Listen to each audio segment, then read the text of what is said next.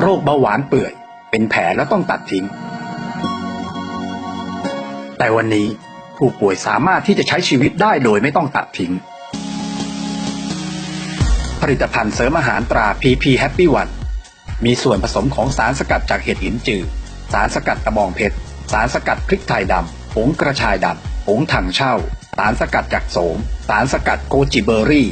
สารสกัดอะเซโรราเชอร์รี่สารสกัดส้มแขกและสมุนไพรอีกหลากหลายชนิดช่วยให้แผลที่มีหนองไหล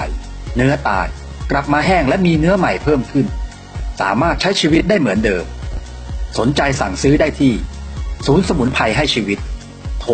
0959638295 ผลิตภัณฑ์เสริมอาหารตรา PP Happy One ควบคุมคุณภาพการผลิตโดยคุณพยนต์ภูมิเย็น